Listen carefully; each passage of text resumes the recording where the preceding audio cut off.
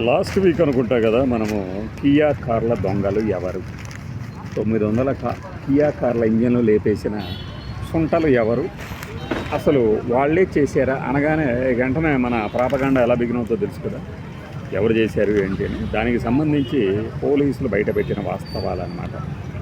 ఏంటయ్యా అంటే 9 held for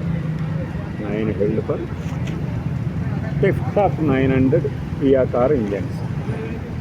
ఏం జరిగిందయ్యా అంటే ఇక్కడ ఇద్దరు ఫారిన్ నేషనల్స్, అంటే అందులో పనిచేసే ఎంప్లాయీలు ఇద్దరు foreign nationals, with 2 of them being foreign nationals who had worked with Kia. మొత్తం 9 మందిని అరెస్ట్ చేశారు.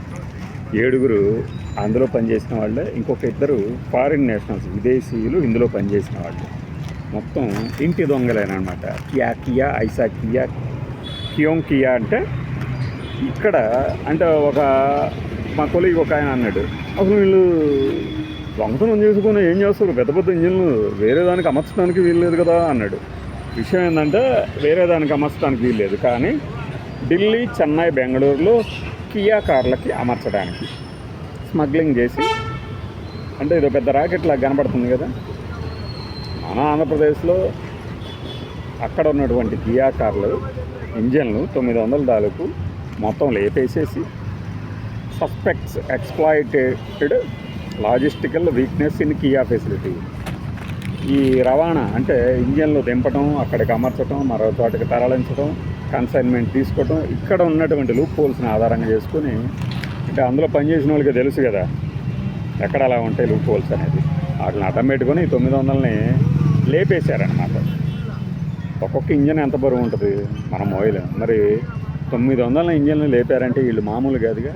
పైగా చూడండి 9 మందిని అరెస్ట్ చేశారు, 900 కార్ల ఇంజన్లు.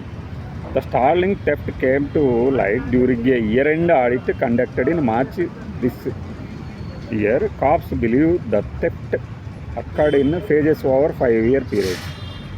గత 5 ఏళ్లుగా సాగుతూ వస్తుందన్నమాట ఈ 900 ఇంజన్ల లేపడం అనే ప్రక్రియ. అది ఒక్క రోజులో జరిగింది కాదు, ఒక వారంలో జరిగింది కాదు, ఒక సంవత్సరంలో జరిగింది కాదు. మెల్లగా పక్కదారి పెట్టించేసి సొమ్ము చేసుకోవడం బిగించేసి ఉంటారు. అది సంగతి. కియా కార్ల దొంగలు. క్యోంగ్ కియా అంటే అమ్ముకోవడానికి, కైసా కియా అంటే ఇలా లూప్ హోల్స్ని అడ్డం పెట్టుకొని, కౌన్ కియా అంటే ఈ 9 మంది. అది కియా కార్ల దొంగల కథ. బై.